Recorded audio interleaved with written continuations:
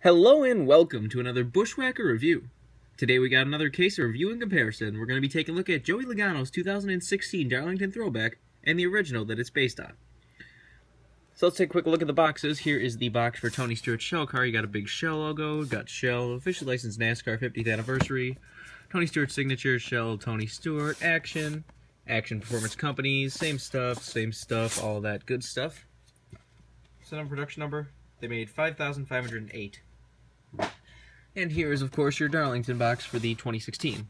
The blue Darlington, big, huge Darlington retro logo. There you got the render of the car, Shell Pennzoil, Darlington Raceway 2016, standard finish. They made 700 of these. Old NASCAR logo, what you would come to expect by now. Let's get down to the cars themselves. And they make for a fantastic looking pair, as you can see right here. Now, I'm just going to squash something quickly because everyone's going to immediately, or at least some people are going to immediately say, it wasn't a Tony Stewart throwback, it was a Bobby Labonte throwback. Yes, technically it was because Bobby Labonte won in the Southern 500, not the Southern 500, whatever the Busch Series Darlington race was back in the 90s, in this paint scheme, so that's why they did it. But, newsflash, Tony Stewart ran this paint scheme, but is probably more known for this paint scheme too, and as you can see, that's the way you get a good action diecast of it, is Tony Stewart's. So that's kind of how it works. The only Bobby Labonte diecast I know of is like a Racing Champions and a cheap like Shell promo that was one of the cheapest made diecasts I've ever found in my life. But wanted to put that early before somebody starts typing in the comment section, or there's probably somebody who's going to say it's Brian Hurd a throwback too, but get that when it comes to it. So let's start with Tony Stewart's original. This was from 1998. This one doesn't sit perfectly level. As you can see right there, it's like a little bit jacked up on the side. Not sure why that is, but let's do a quick 360 of the car as usual. This is probably one of Tony Stewart's most well-known early paint schemes in the Busch series. Everyone remembers this car. Which, yeah, that technically makes kind of more than one Tony Stewart type throwback in that race. You had this one, you had Carl Edwards, and all that good stuff. It's kind of weird how it is, like, it's weirdly jagged up. I don't know what that is. Like, it's not like it's really that far off, but it's noticeable enough that it's leaning towards the left side. You can probably see it on camera that this side is definitely lower to the ground than this side. But when you get old diecasts like this, you can't, if you complain about every little flaw or error or whatever, it's not going to work. Because, I mean, you buy these for like $10 off eBay or something, and who do you really think that seller's going to give a crap? But let's get down to sponsors. On the hood, you have a nice big Shell and Shell, 44 Pontiac Grand Prix. Down the side, you have Shell and Shell. You've got Mechanics, Bowman, and Mac Tools down there. On the B post, you have Pontiac, Champion Spark Plugs. I'm not sure what that other little logo is in between Pontiac and Champion. So you got a little bit of a flaw right there, too, right around the white. On the back, you have Shell, Shell, Shell, and number 44. And you have Shell and Shell on the deck lid. Got the same stuff down the other side, as usual. Take a look under the hood. See, it just has one nice big shell. There's the 1988 engine detail. 1998, not 88, if you want to see it. Take a look under the deck lid. You get your typical fuel cell and such back there. Overall, not a bad car.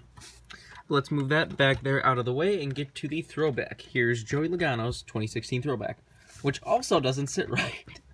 I don't know why I'm having so much trouble with these cars, but as you can see here, the left front tire is not on the ground on this one. Now, this is something I've noticed a lot this year with cars. Or not really a lot, but I mean, I've seen multiple things. I've had a couple cars like this, and I've seen other people have the same problem. Where the suspension is just weird, that like stiff, so it doesn't really sit right. So that's something to look out for if you're pre-ordering diecaster. Make sure your car doesn't have that, because you might want to get a replacement if it does. So let's do a quick 360 of the car, as usual. This is a fantastic looking throwback. I like these kind of throwbacks better, the ones that actually have the right sponsor and everything. Like, I'm not too much of a fan of the ones that just, like, copy a paint scheme of a car.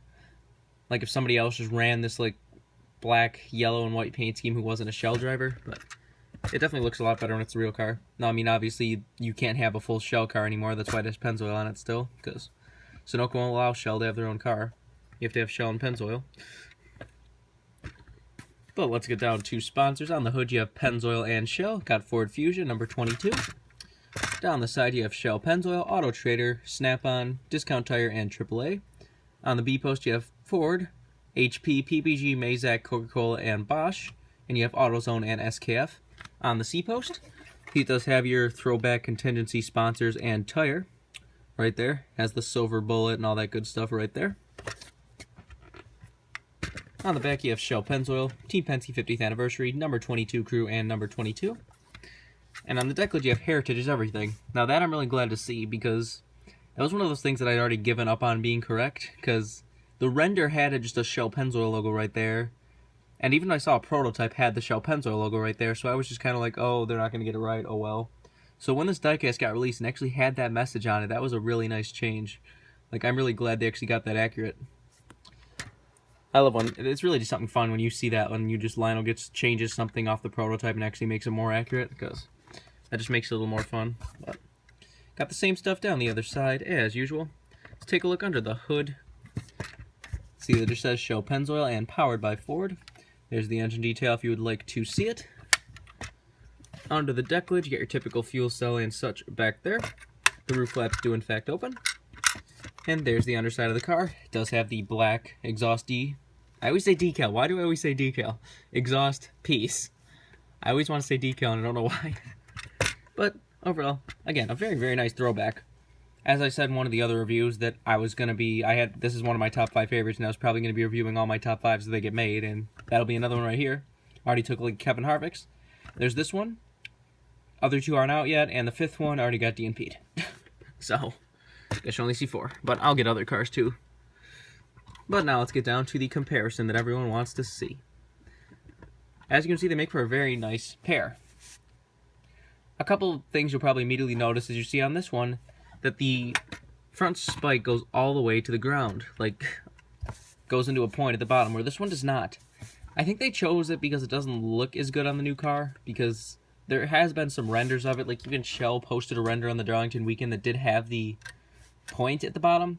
I think it just looked weird with the Fusion logo, and they couldn't get the Fusion logo to look right, and it just kind of, I don't know. But I think it looks better without it, just kind of ends there instead of points down, but technically that's not accurate. The other thing you're probably noticing that's kind of strange, you see that there was another red line here. You see it's red, then a thick yellow line, then another red, then the black. Around Logano's, it's red, then yellow, then just black. There's no red line in between the yellow and the black. Again, not really sure why they changed that, but it doesn't bug me at all. And the biggest thing you're probably noticing is the yellow is a lot thicker on this old wider body mold than it is on the new body. And of course, Shell Pennzoil, but that's not Shell's fault. That's NASCAR and Sunoco's fault. I kind of wish that this car pointed down a little more on the splitter. You see how this one just curves down, where this one does not. But Lionel makes it look a little weirder. Like, it didn't look like it was just so kind of like ends at nothing, like on this diecast. I don't know if that's just because where the decal for the grill is on Lionel's diecast or what. Whoops, hit the camera. But as you can see, it makes for a very nice pair. Let's get down to the sides. You can see they're pretty damn close. The design pretty much follows the same thing. Got the red numbers. I wish the Shell logo was a little bit bigger, but I think that they can't even have that big of a logo on the car because of Sunoco either. I don't know. I would have rather had the Pennzoil on the back be the text like on the white Pennzoil text, because that would have looked, Shell, then the white Pennzoil text. Probably would have followed the original car just a little bit more. But that's just me. It's funny that they even have the black Beast post. But, I mean, they're always black on these Fords, but it's just kind of funny that that does kind of follow it inadvertently. See on the back, you see the point, it just kind of point down. Once again, has still just, this one has the extra red line across the whole side, where this one does not have it at all. But then on the back, black rear end, basically what you would expect. And, of course, the same stuff down the other side. So overall, pretty nice attempt at recreating this paint scheme. A few little changes that it doesn't really mind. None of them really ruin the paint scheme or anything. I mean, I definitely wish that Shell would have been able to get full Shell on this other than Pennzoil, but that's Sunoco's fault. That's not Shell's fault.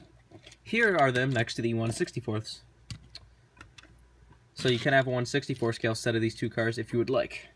Same stuff on those. Does still have the Heritages, everything on the deck lid of Logano's. Overall, just a great pair, and it's really fun to have pairs like this. Like, I don't know. I wish I could get any of the throwbacks, find the original of them, because having them next to each other just makes for a fantastic display and just looks really good. I would definitely recommend doing that for any of the cars. I wish I could do it for Harvick's too, but they haven't made a Cal Yarborough Busch car yet. So the other cars, like I would have been reviewing with the J. McMurray Mac Tonight car. That was the other one I was talking about getting DNP'd. Then you have Tony Stewart's Coca-Cola car, which is another one of my favorites that I'll probably be reviewing. Actually, I can get that one with the University of Racing.